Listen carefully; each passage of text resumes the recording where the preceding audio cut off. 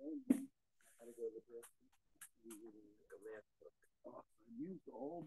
already read every English book in the house. So the only book I could find I hadn't read was used to buy. I didn't let my children use Israeli books for secular studies because they were anti-Jewish. Yeah. So all my secular books I bought only in English for the kids. I made them read only books from America, not the Israeli ones would always knock the Torah. So I had a book we bought called For Mathematics for the Kids. So I grabbed it. I go and it's called I pull it up, open at random, and it really was a book for teachers. So it's called Teaching Problem Solving to Children. So I open up the chapter. It's called Guess and Refine. What's guess and refine? The teacher says, children, I have a number in my mind that if you double it at 11, it will be 39. So what do you think? So Susie says, is it 6? She says, Susie, that sounds a little too small. Johnny, is it 9? There are 14. So that sounds a little too big, whatever. 15. So, and then I finished my business. I left and I was very upset. But I went back to learning and I didn't bother. I'll let you do that. But you do that. I'll tell you. So the next morning when the guys came for the shiur before davening, so the teachings, many Rishonim learn that many Rishonim, including Rashi, that all creation was in the first instant, and all the 7 days was really arranging of the setting original. It up. Was setting up. It was real. No, the actual Yesh Me'ayin was only and in the even first. Some of that, like the plants didn't really grow yet. Exactly. It was only in the first second. So the Malbim talks about it, So I was very upset about the Malbim also. So I explained to my students that obviously this is a big problem. Why? Because the mashal is like, say, a sculptor. So a sculptor doesn't take the chisel and start to do the eye. The fine. He smashes he first takes the major, very gross chunks and then gets down to more refined. So that's the mashal. Because Baruch Hu starts on very broad strokes and then gets more and more refined as the days pass. So I said, this cannot be with a God, because God has he's not a sculptor. He's not a sculptor, and he has no. In one instant, everything can be done. There's no.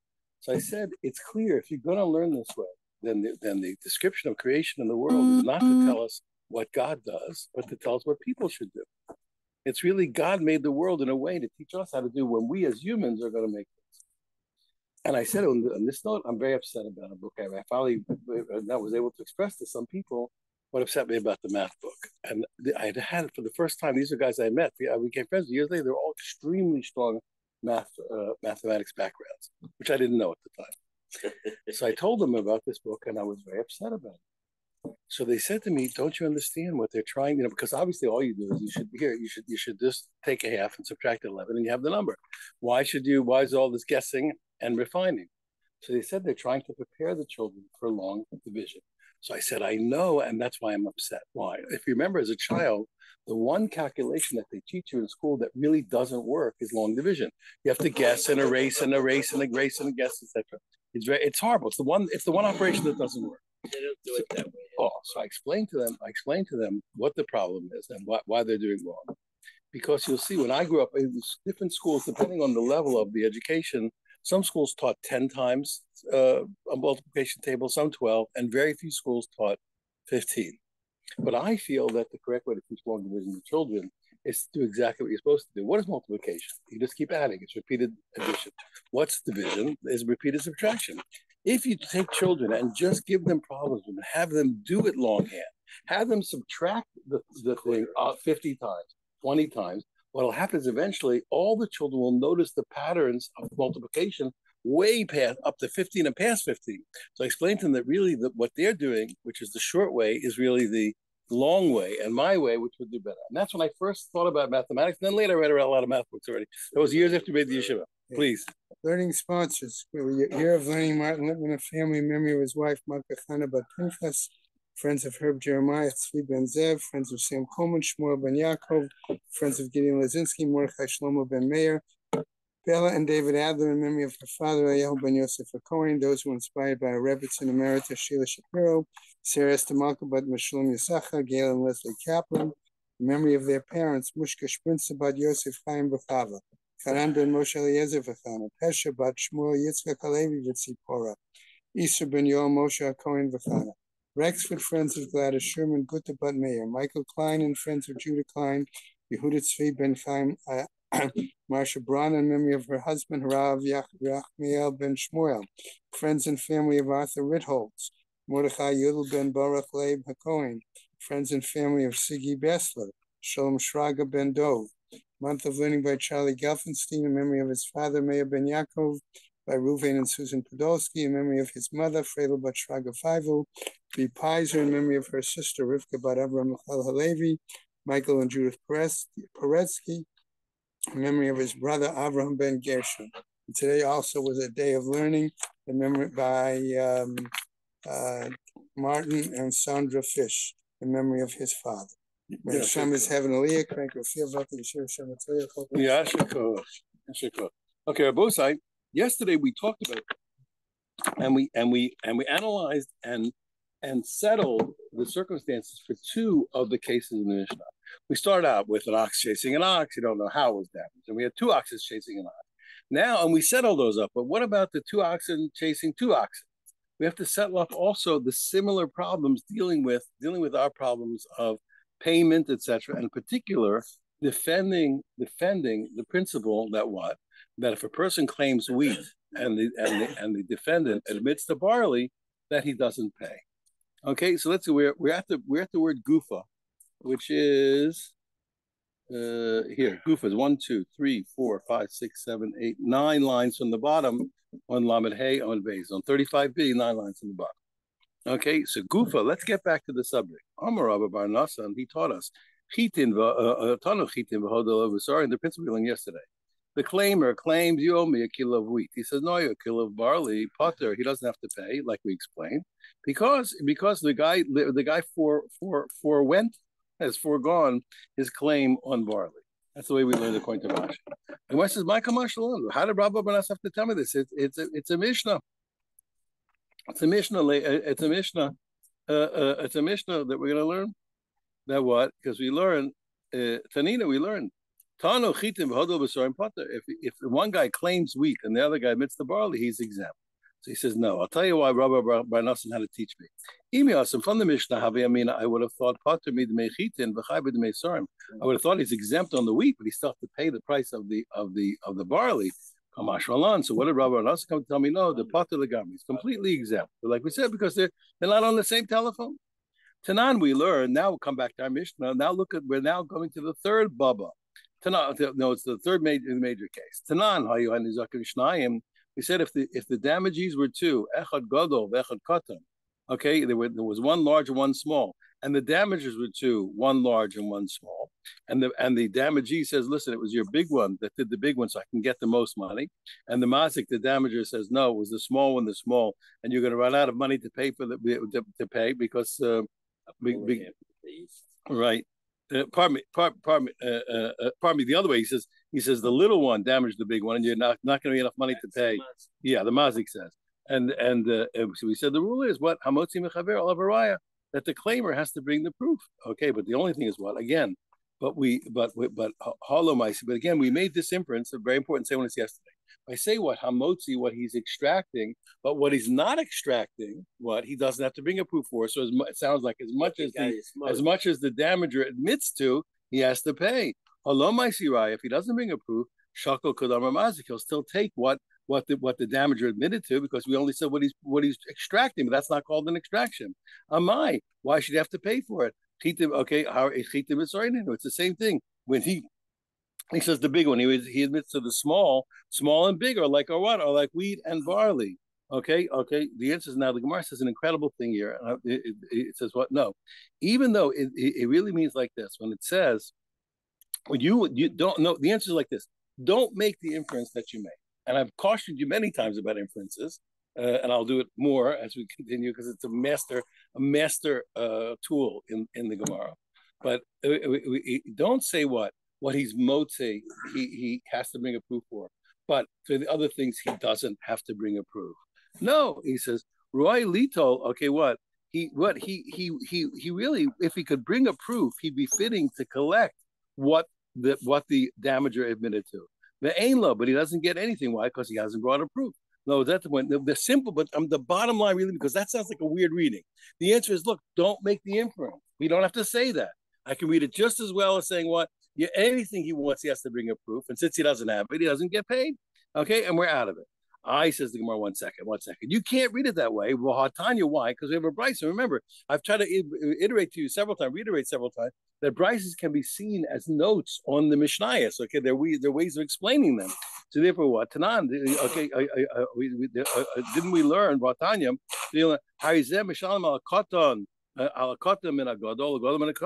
it's explicit that what? He pays for the small one from the big one from the small one. According to you, yeah, what do you mean? Okay, he's not exempt from paying. The answer is no. It says even that price was the tofas. That only is what? That's where the damagee had already grabbed it. He collected it, so we don't take it away from him because he already took possession. But to take possession, even for what the mazik admitted to, he'd have to bring a proof. Tanan, we learned in the Mishnah. Now let's get now. Now let's what I told you. Now let's look at 2 on 2. Okay, if one of them was let's look at 2 on 2 as far as innocent and warned. One of them was what? Was an unwarned. One was a warned. And the damagee says what? That it was the muad, the warm one, that attacked the big one, so I'll get full damage. If it's Thomas a katan, and it was the unwarned one that did the small one, so I only get half of the small one, but not half of the big one. I get all of the big one. But Mazik Omer Loki says no. That Mazik says that's not what happened. Ela Thomas agadol. It was the unwarned that did the big one, and you're going to be limited to the value of the tom, even though the big one's a lot of damage. And the muad, the warned one, only damaged the small one. We said Amotzi Mechaber of Araya. Again, what? Whatever he extracts, he has to bring the proof. The inference being ha. The ha is almost onomatopoeic. It's an inference. You see the other way. So I halo ma'isi right. If he doesn't bring a proof, shakuk mazik. The inference is what? That he has to get, that he still collects what the mazik admitted to, what he said. Again, it's the same point. Okay, if he claims that the warned one did, it's the same thing as wheat and barley. He claimed the big one, he claimed the warned one, and he said the unwarned one. It's the same thing. He should be completely exempt. Why should we infer that he pays what he admitted to? It says again, Roy Lito Lo. Read it, meaning what? Don't make that inference.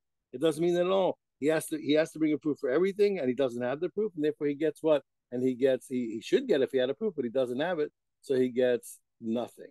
Okay, I'll tell you 1 second. Again, the same move as before. I'll tell you 1 second. We have a Brysa that explicitly says he does collect it. Okay, in this case, that the damagee mishtalim lekatim and amor, he gets the small one from the warned one, and the gadol and atam, and the big one from the unwarned one. Notice he does get paid like the damagee admitted to. I says again, don't worry. That means the tafas. It's only because he grabbed it, he took possession forcefully, and therefore we don't take it out of his. Once he took it, he's justified. Now, 1 second. Let's look at one more point. Earlier in the Mishnah, we said what? If both of the oxen that we're chasing belong to one person, it had a very funny word, and we mentioned it when we read the Mishnah. It said Shneim Chayavim. They're both obligated. What do you mean? He's okay. Now, what it simply means? Because one of the two of them did the damage. But what does it mean? Why does it say? What do you mean? They're both high. What are the oxen? What's going on? What does that mean? Obviously, it means that the damage has to happen. So he said to him, Shmami Noam. He says, from here, I hear from the fact that you said they're both obligated, somehow you really are putting, so to speak, the onus on the oxen. What does it mean? Must be the Mishnah means to say, Shvarim Tamim Sheziku. Let's say 2 unwarned oxen did damage, and we don't know which one did it. Okay, Ratzmi Zegova. But if you want to collect from this one, you can collect. If you want to collect from that one, you can collect. Now that's shocking. Why? Because by saying they're both obligated, it sounds like he can collect from either one. On the contrary, common sense tells us he shouldn't collect from either. Why is that? Because the guys, when let's say here, no, let's say no, I meant to say like this. Not when they're both there. Let's say one of them runs away. Okay, so you can collect for the other one. You shouldn't be able to. If one ran away, you should say, "Listen, I'm sorry. This is the one that didn't do the damage. You can't collect." And the second one runs away, the owner should say, "Listen, you can't collect from this. It was the other one." And you don't get a collection. So, but it sounds like when you said they're both obligated, it sounds like if one runs away, he can collect from the other one. How can he? The answer is no. He says, no way. He says, he says, this is what we're talking about. Be more than. No, you're right. That case was actually talking about 2 ones that were warned. So you're right. It doesn't matter because when the oxen are warned, what the obligation falls on the general estate of the damager and not on the oxen. So what's the difference? It doesn't make a difference. You have to pay. You have to pay no matter what. I missed 1 second. You want to tell me that it's talking about worn ones? Even muadin emasefa. How are you going to read the latter part of the Mishnah? Back to the case we're dealing with today. One of the chasing oxen is big and one is small. And the damager says what the big one did. The damager says no, it's not true. It was the small one. You're going to be limited. Where if he wants to extract, he has to bring a proof.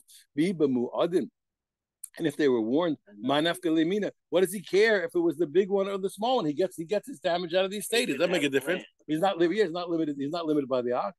He says to make Torah he's gonna have to pay for the fine for the full price of the ox that he damaged. What's the difference? Amarle, he says no. He says, you know what? Sefer b'damin. He says, you're right.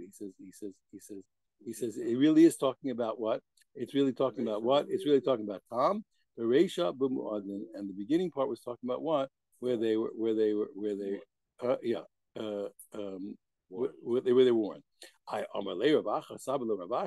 He says, even mu'adin. He says, if it's talking about mu'adin, okay, so why does it say what? That they are chayav government violation? It should say what? That the man is obligated, so on his estate. And the two, my shneim, what do you mean both of them? The two of them, as if they're obligated. It should say what? It should say, say the owner's obligated. It's also talking about what? About unworn ones. So if it's unworn ones, so 1 second. So then how can you ever write if one runs away? How can you say collect from the other? Rabbi Akiva, because what? Because this follows the opinion of Rabbi Akiva. What is that? What? That even if one is it doesn't, and it goes like this, and we read it wrong. We assumed what? That they're both obligated means what? That if one runs away, you can collect from the other. Now, what was Rabbi Akiva's opinion, if you remember? Akiva's opinion was, yes, that right, that the damagee becomes a partner in the damaging ox. Okay? Now, and therefore what? When it said that they're both obligated, it doesn't mean that if one of them was lost, you collect from the other, but the opposite way. That what, like since Rabbi Akiva says what Shutafin, Rabbi Damar, so Rabbi Akiva says Shutafin are their partners. The time of this nail tarvayu. And the only reason you can collect is because both of the oxen are there. Because you can't push them off and say, oh, the one you want to collect from is the ear. If they're not both there, okay. Then the damager could say the damage Zil Icy Raya the high tour is here, come bring me a proof that this ox damaged you, and I'll pay you. Okay, but if you don't bring a proof, okay, it's quite possible it's the other one, and I'm not right. And yeah, you're out after lunch. Okay, Hadron Allah Hamidiyah, we'll return. Okay, that's the fourth pair. We want to talk now essentially about. We're going to really talk about the laws of a damaging ox. We're going to start with an unworn ox. Okay, whether it does damage or whether it kills a man. Okay, and afterwards we're going to talk about yeah, and okay, I'm going to go slow now. Furthermore, okay, we learned, that a short time, an unworn ox pays half damage is limited by the value of the body of the damaging ox. And knows that what? They never have to pay more than the ox is worth. Now we want to talk about what happens when there is a series of damage. Okay, we know it does many things. Now I just want to explain one thing. How can an ox score many times and still remain an unworn ox? So there's many answers, but Rashi gives a simple one. And that is that what? Remember, to become warned, you have to establish a pattern. This is very important. We're going to learn patterns of oxen, patterns of women's periods. We're learning many similar laws. Patterns in general is a big subject and a big fight. Also, a lot of mathematics here. But simply, so if an ox scores and then gores again, it was warned. So then the next time it'll be a muad. What happens if it gores and then sees an ox and doesn't gore? Then gores and sees an ox, then sees an ox and gores, then sees an ox doesn't gore, then sees an ox. So if it's a pattern that it does and skips, that's also a pattern. In other words, it can do 1, 2, 3, or it could do Beserugan skipping. 1, 2, 3. It also work. So Rashi says, in order to solve that problem, how can we get it 3 times and still not get there? So, for example, it gored, didn't gore, didn't gore twice, and then gored. Because otherwise we'll establish a so here's 3 times without a pattern. You know what I'm saying? Gore, not gore, gore, not gore, not gore, gore. So there's no pattern. Okay, there's no pattern. So that's the story. So here we have Shosh Naga Arba Chamisha Shvarim. So an ox, let's say it even went so far as to gore 4 or 5. Okay, 4 or 5 times. Zachazet, one after the other. Also simply say they haven't gone to court. Yeah, but I'm just trying to say Rashi. The other people say we have lots of possibilities, but we just want to say the Rashi. Also because, and that's also because that gives us a good preparation, right? Preparation for what's coming up. Okay, now, so it gored 4 or 5 times. Okay, Yishalim Nachshim Shabahem. So what happens? You have to. Who does he pay? He pays the last guy the half damages. Okay, the last guy damages. If there's any money left over, the way we're reading it now, you should pay the half damage that go to the guy to the third guy. If there's anything left over, then pay to the guy got damaged before him. In this car. So what? So whoever was damaged last, he benefits the most. Why? Because he has the largest pool to collect from. Knows as the pool gets smaller and smaller, whoever was gored earlier has less chance of collecting. So it could be like everybody collects 50 and the last guy collects 10 or nothing. Divri Rabbi Meir. This was the opinion of Rabbi Meir. Good. Rabbi Shimon says, nope, that's not how it happens at all. It happens another way. And we're going to explain it now simply because otherwise we won't understand anything. He's going to take the position of Rabbi Akiva that the damagee becomes a partner in the damaging ox. Okay, to the tune of what? To the tune of what he's owed. So I'll give you an example. Let's say an ox of 100 gores an ox of 100 and kills it, and it goes down to 0.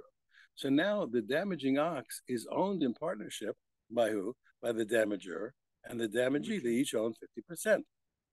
If that ox scores another ox, who's responsible to pay the next guy? Let's say the damages are 50. Let's just say for argument's sake, okay? The half damages are 50. Who's responsible to pay that? Both of them. Ironically, the guy who got damaged first and the original damager are partners in the damage done to the next guy. So they each have to pay 50%, let's say, of the damages. Whatever they each owe half to that guy. So we're gonna right. So what's gonna happen is each time a guy gets damaged, he signs on as an owner. If the ox keeps doing it, every ensuing damagee is another partner in the damaging ox. They all have to always pay who? The last guy. The last guy there wasn't an owner, so he's going to get paid. Okay, that's the simple one. I could do lots of arithmetic and just confuse everybody, but if you understand that, you understand the principle. Since we're holding that every damagee automatically becomes a partner, but whoever was last and was a damagee and not a damager gets paid, and then everything's gonna revert backwards. Now, work its way backwards. So he says, okay, so Rabbi Shimon Omer, he says, what do we do? Shor Shavim Masayim, Zu Shavim Masayim. If an ox worth 200, Shnogach Shor Shavim Masayim, or an ox of 2, the corpse is worth nothing. So what's the damages? 200, okay, and what's half damage? 100. Zenotel mana. So this one collects 100. Zenotel mana. Okay, in other words, no. But why is that? Because so the damagee, okay, becomes a partner for 100, and the damager is a partner for 100. That's what they're saying. They each own now in the ox 100. Chazar, okay, now that ox scored another ox worth 200. So okay, the last guy gets his full 100 for half damages. They owe it to him. Okay, what? Of the guy. Okay, now. And the guys before who are what? Or are the damagee and the damager, so they paid a bit. Why? Because they paid off 100, and each one of them is going to get from what's left. Okay, right. Okay, they're going to get half. They're just going to get 50. Nope. Let's say there was a third goring again. Okay, and now go to ox of 200. The last guy is going to get 100. Now, how many people gored him? So one guy owed 50% of the ox. Okay, one guy and two guys owed 25%, right? So Shalafanov, okay, the guys before him, okay, he gets what? Chamishim zuz, he gets 50. Because why? Because he was a partner for 50. But Schneimer Yishonim, and the first guys, what do they get? Linozov, they get what? They only get 25. They get 25. Now, okay, Maslis and Mani. So one second. Who is our Mishnah like? Now, this is very important. Why is that? Because we know we have a problem. Okay, no, who is Rabbi Meir? We know that Rabbi Meir was a student of Rabbi Shmuel and of Rabbi Akiva. He was a student of both of them. So we assume he's going to follow one of them. That's his tradition. And yet we're going to see that it doesn't make sense either according to Rabbi Shmuel. Let's remember, Rabbi Shmuel holds what? That the damage is a debt from the damager to the damagee.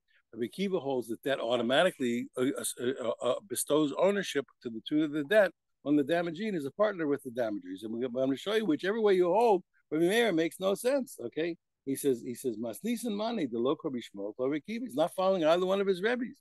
Why is that? Ik Rabbi Shmuel. Okay, the Rabbi Lechovas Ninu. He says if you want to say what Rabbi Meir holds like Rabbi Shmuel, that really what that any guy who gets damaged is automatically what just like guy who's owed, he's a creditor, he's owed money and he doesn't own anything. Hi Achron Niskar. What do you mean the last guy is the one who benefits most? Rishon Niskami Baile should be the first one. Why? Because each guy is owed the money. He's not a partner, so whoever got damaged first should have first. He has first rights. Okay, exactly. Okay, so it doesn't make any sense. That doesn't make any sense. What's the alternative? That Rabbi Meir is holding like a Kiva number 2, the shit for you. He says what? That the ox becomes an ox owned by two partners, and ironically, they become strange partners. Okay, that the damagee and the damager are partners in the damaging ox.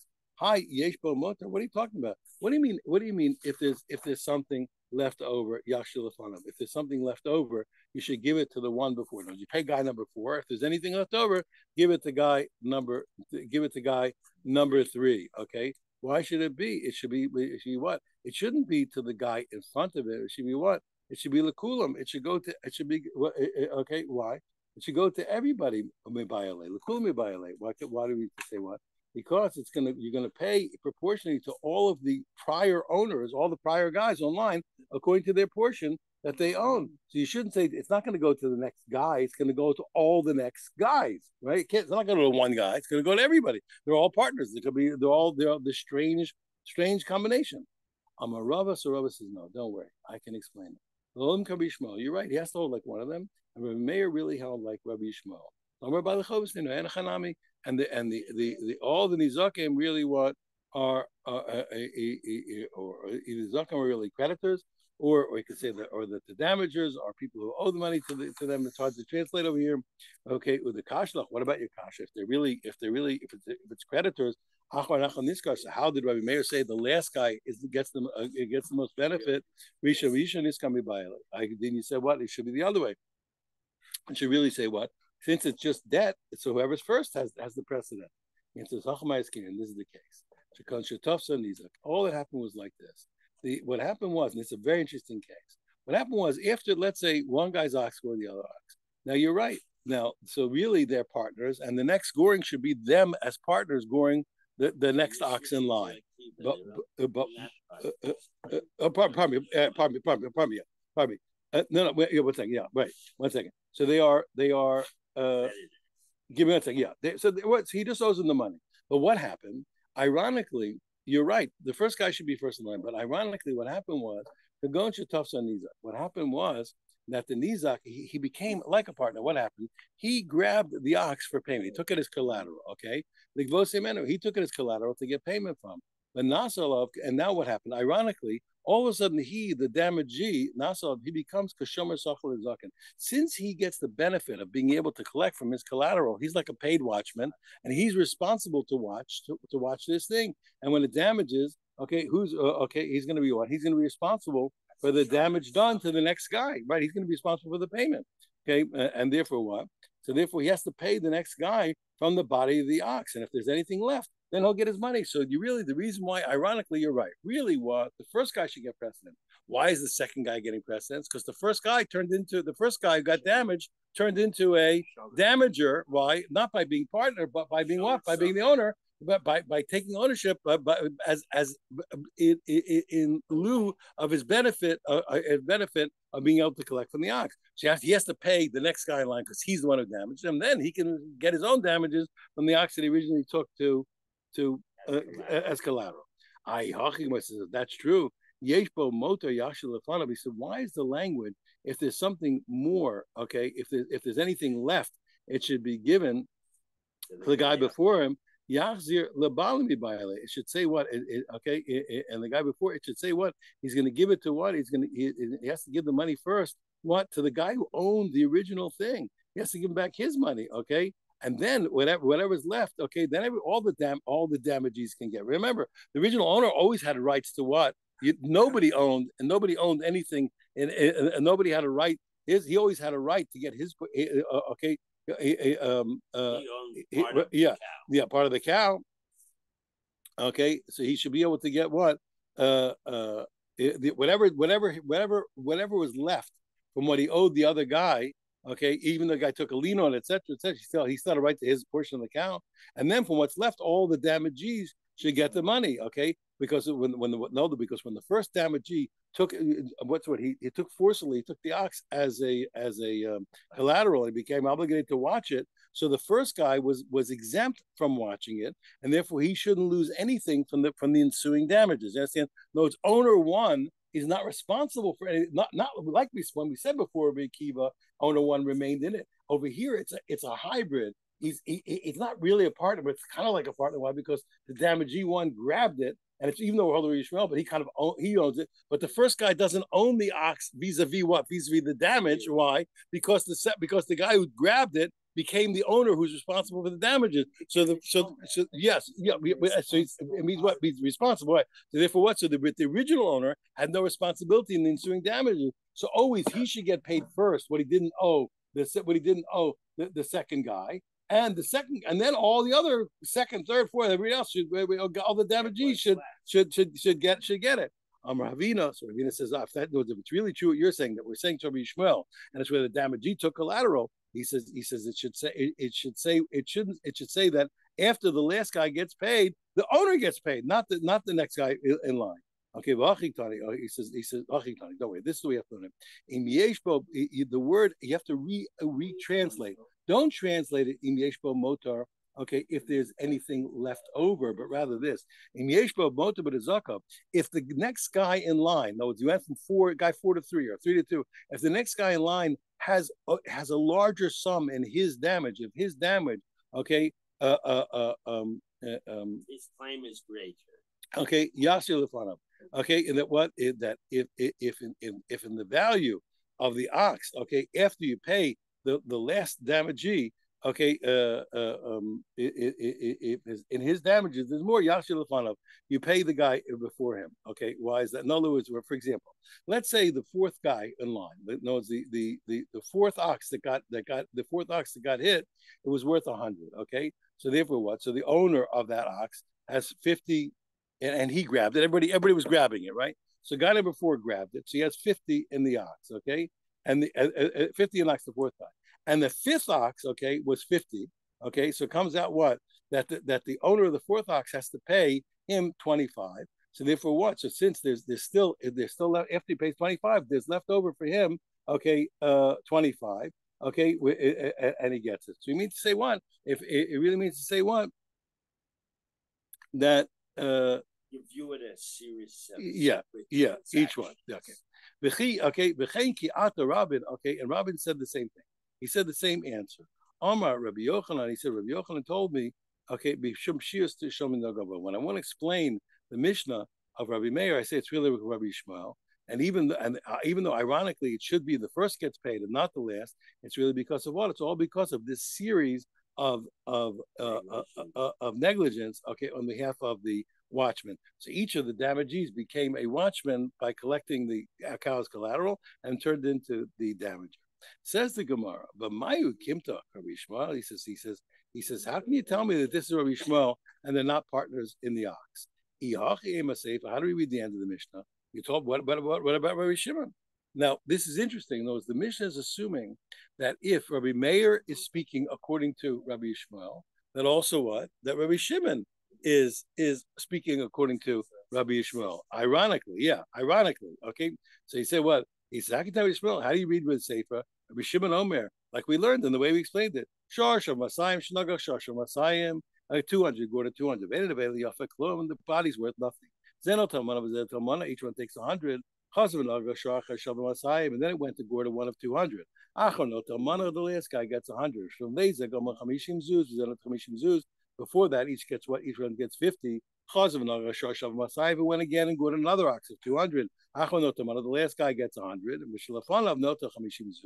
the guy who was before him gets 50. Each of them gets 25, like we said. That's not Rekiva. The only way to explain that, and when the way we did is according to Rekiva, that they were partners.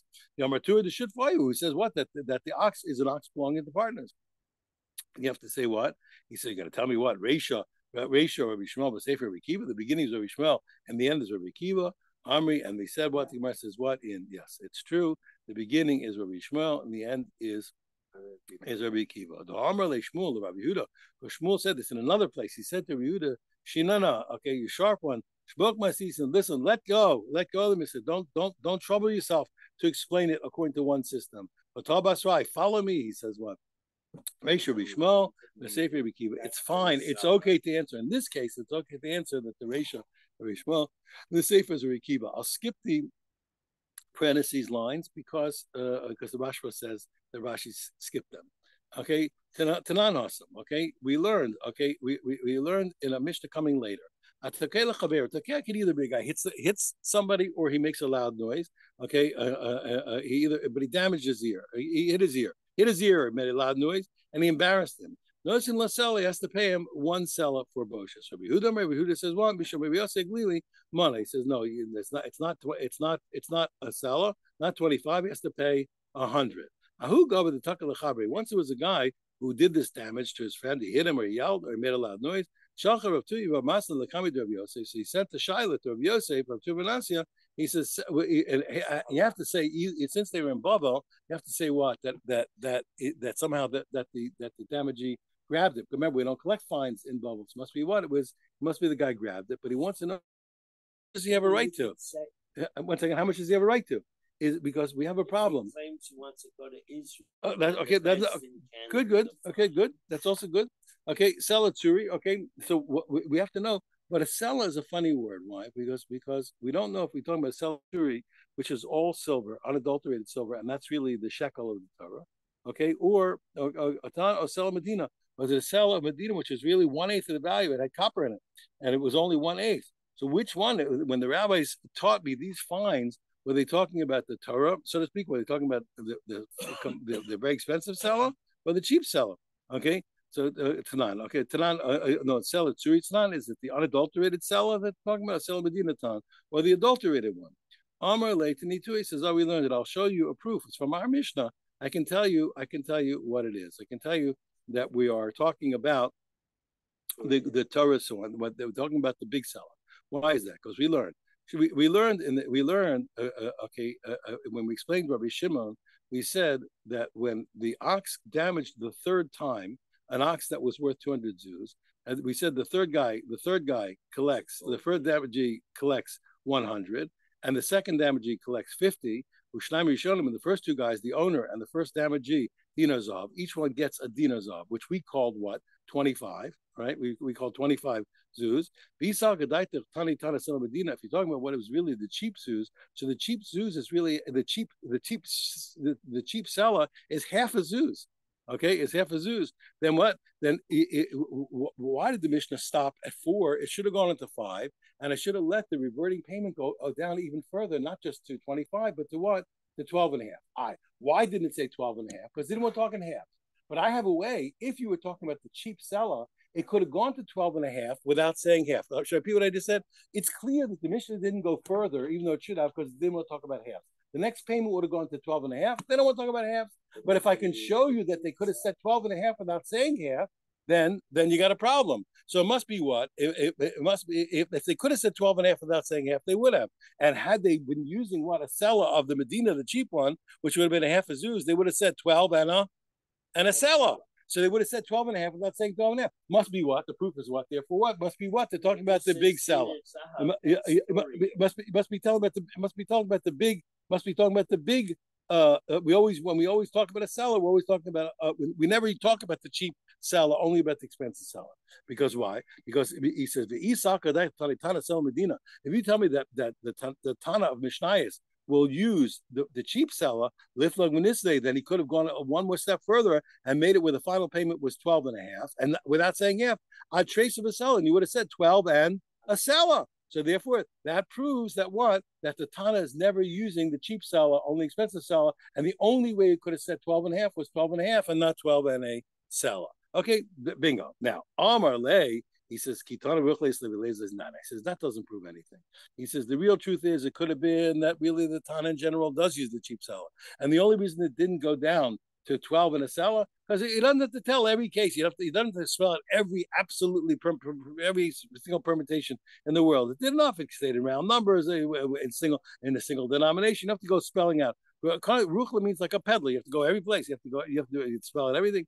In the end, what's the truth? What does the Mishnah use? Does he use the expensive seller or the cheap one? And pardon me. And when we said the fines, are we talking about the big seller or the small one? They said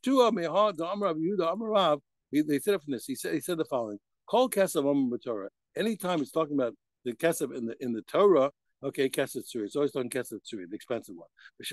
But whenever it's in the rabbinic lore, okay, rabbinic writings, then whenever they said that, we're talking about kesef Medina. We're talking about the cheap one. Amar Leah Hu Gavra. So now this is interesting. Now we're back to the story. The guy hit the guy in the ear or yelled his ear. No, so he said he has to get. So what is he going to get now? He's going to get really what? He's going to get half a zuz, right? He's going to get a half a zuz. So he says the only chayv you have to give a sel medina, which is only half zuz, which is not much money. He says, "Hold pag of the zuz. If all I'm getting is half a zuz, I don't want it. I mean, it's more embarrassing to take it. I'm more embarrassed than what happened. I'm embarrassed to take such cheap money. You embarrassed me by hitting me. I'm embarrassed to take such a cheap compensation. I'm not taking it." He says, give it to the poor people. He says. So then he reneged. Says, no, you know what? Give it to me, and I'll use it to strengthen my body. I'll use it, for healing purposes. Amalei says, no, tough luck. You already said give it to the poor. The poor people are ready. Just by you saying it, automatically, the poor people already own it. You can't give it back. Even though there's no poor people here, the rabbis, you see, he says, I am the caretaker, the collector on behalf of the poor people, and I've already taken possession. Because we learned the principle. In general, the rabbis are always the agents for the poor people, for the children, for the orphans, and because we learn what so many prosbol. Prosbol is a paper that we use to circumvent our loans being canceled by Shemitah. So by Shemitah. So there's two arguments how to do it. Whether it's by transfer or by the papers, but Beis Din takes care of it. So he says what? So the orphans don't need it. Their loans don't need, but they don't need to do any ceremony. Why is that? Okay, because the Beis Din is already, they're working on their behalf automatically. The Chayin Tanan, Rabbi Barchama, Yisoma also he said the same thing. He said orphans don't need it. Okay, Rabbi Shimon Gamliel, Beis Dino, Rabbi Shimon Gamliel, the great rabbi, and the Beis Din of Eretz Yisrael, they're automatic, and every generation are really what Avin Shaysamaya. They are the fathers of the orphan. So okay, so also here, so automatically, so he's automatically the hand of the poor, and it's already given over. Hanan Bisha, Hanan Bisha he's a famous bad guy in the Gemara. Okay, so when he was a bad guy, he hit a certain guy or yelled in his ear. Also, the coming to Ravuna, so they came in front for the court case to Ravuna. Amrle, so Ravuna said, "Zil avle palguzu, you have to give him a half zuz to pay him." I said, "Havle zuza amacha." So he had a zuz that was beaten up. It was defaced.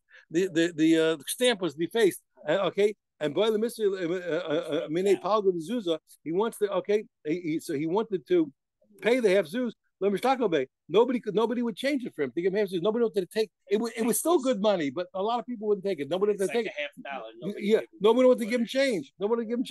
So what do you do? He's stuck. He can't get change. So what he did? If he hit him a second time, he says, "Here, take this for two." You can hit him again. That's a classic logic of bad guys. Well, listen, you get two for the price of one. Yeah.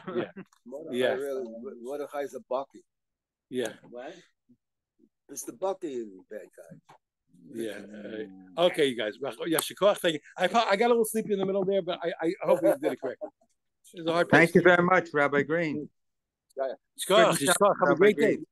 I see you in the phone. Nice to see you. Nice are you to see you still in Florida? I'm in New Milford, New Jersey. Wow. Okay. Enjoy yourself. Have a great Hanukkah and lots of nachas. Thank you. Freilich Hanukkah. They're asking, is it snowing? No, it's sunny out. Have a great Hanukkah. God bless. Thank you, you too. There's supposed to be a humongous storm from Now you Tallahassee see the other all version the of way up this. to Yeah, it's good. Yeah, it's beneficial.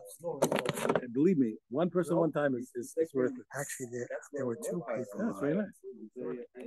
Could be a low along the Atlantic coast. This is a big bracha. This whole thing is a big bracha.